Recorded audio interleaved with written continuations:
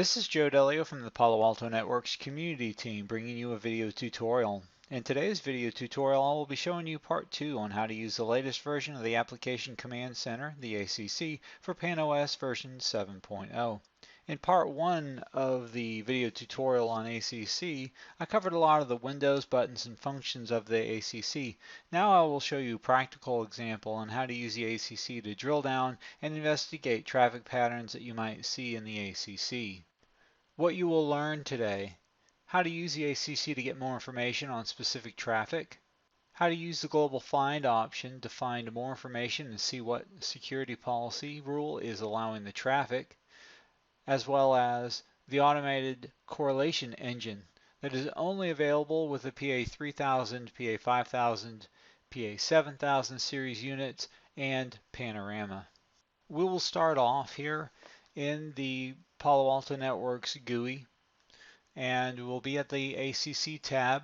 We'll be in the network activity area, as we covered in the very first part of the series, talking about these different applications and traffic to flow through your network. In this example, I will show you how we can drill down, and if you have any suspicious traffic or you're not sure about the traffic that flows through your network, this is how you can go down and get a lot more information, granular information, using filters, etc. So if we look here at the application usage, one thing that we see here is you can see BitTorrent information. You can see there's rapid share under file sharing. You have the ability to click on like the whole category for file sharing, or if you wanted to get more specific information on just like rapid share. And you can see rapid share, there's in the last hour, looking at the time frame, that rapid share has had at least 3.3 gig worth of traffic that is transferred. To get more granular information, you can just click on the rapid share here. When I clicked on rapid share, what it did is it updated the list here, of course, and it will only show rapid share. It basically put a filter on here, which you can actually see the breakdown, the application subcategory, the application rapid share. So it'll only be showing you rapid share in the last hour here. If you want to find a little bit more information about rapid share, you can hit the drop down here and look at the value and see. If you don't know what rapid share is, it's actually appears to be a Swiss-owned one-click hosting. It's basically a hosting file sharing that can be accessed. You can see characteristics that it can be evasive. It can use excessive bandwidth. It's used to transfer files, prone to misuse, widely used, and possible vulnerability also.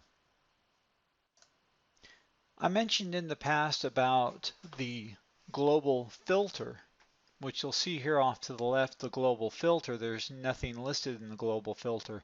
When I clicked on the rapid share, it actually just made it a filter for this one widget. It will limit it just to rapid share, but you can actually click on the little arrow to the left here. Instead of the arrow down, you'll see the arrow to the left and it says add to global filter.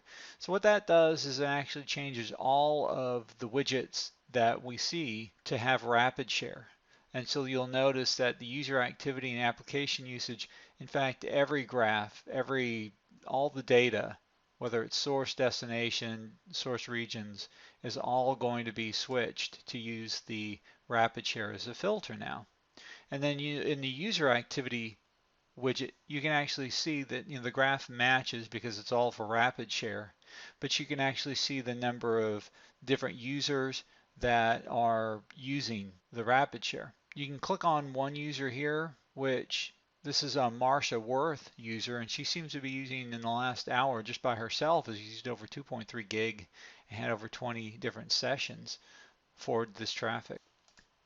To get a little bit more granular information, what we can actually do is we can add Marsha, the user Marsha Worth, to the global filter. So we're going to be showing just Marsha Worth using the rapid share, and what we can actually do is change to the threat activity tab here, and we can try to see if there are any threats that have been triggered. In the last hour, we don't see anything when we limit it to rapid share, so let's just select rapid share and remove it and delete that.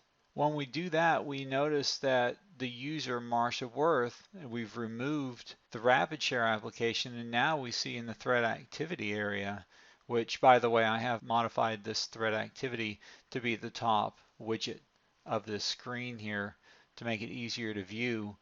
And we see here that the number of viruses, over 3,600 virus count show up, 969 vulnerability, 89 wildfire, 14 spyware, and lots of different information here, different critical, medium, and other severity here for different threats showing up, whether it's a vulnerability, virus, etc. This might be the time to investigate more. You can use the export option to give that info to the appropriate group to investigate if this is an infected host or not.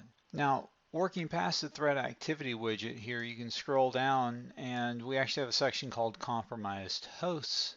This is what uses the automated correlation engine. The automated correlation engine is an analytics tool that uses the logs on the firewall to detect actionable events on your network. The engine correlates a series of related threat events that when combined indicate a likely attack on your network. It pinpoints areas of the risk, such as compromised hosts on the network. It allows you to assess the risk and take action to prevent exploitation of network resources.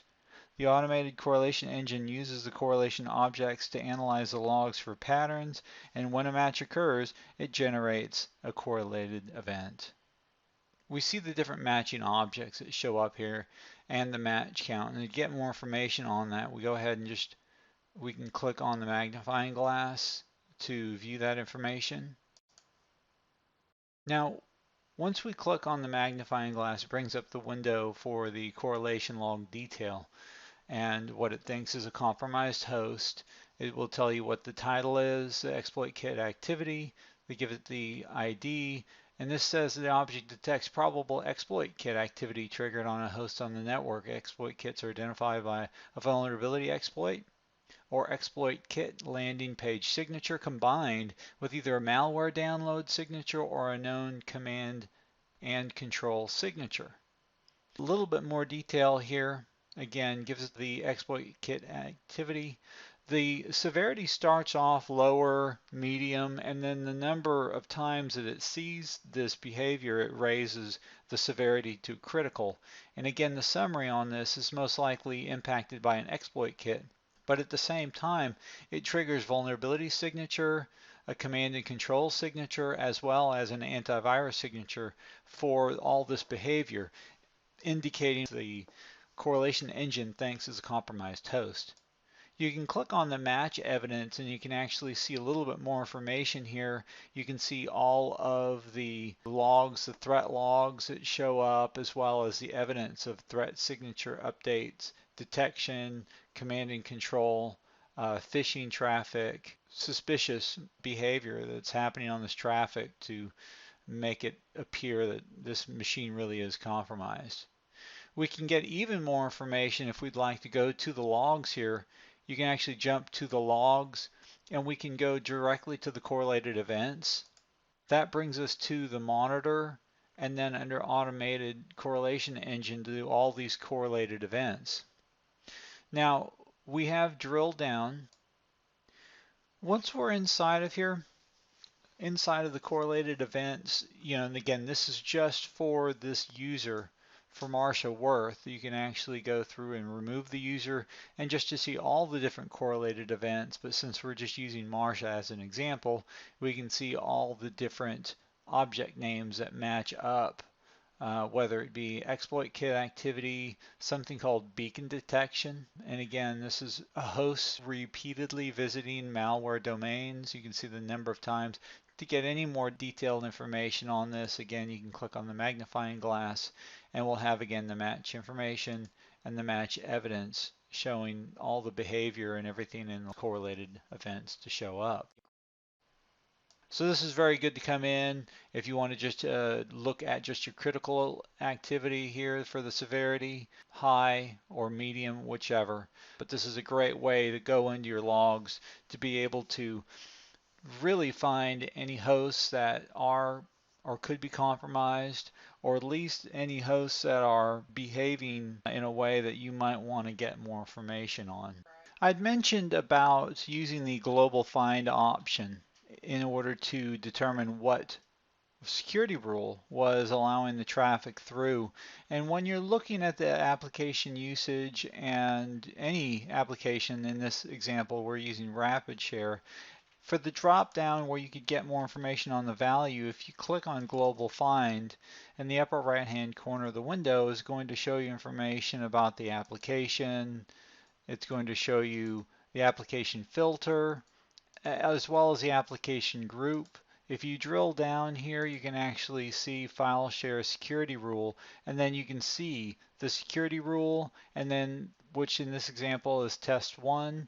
You can see the users that are in the group, the addresses, any applications, the services, action to allow, and any profiles and options to log and to forward the logs are actually even shown in this. So very quickly you could jump to the rule itself. You can see exactly where it is, and if you need to make any modifications to it. This concludes part 2 of this week's video tutorial on how to use the Application Command Center ACC for PAN-OS 7.0 and later. I hope you've learned more information from this. As always, please feel free to post your feedback or comments below. Thanks for watching. Stay secure.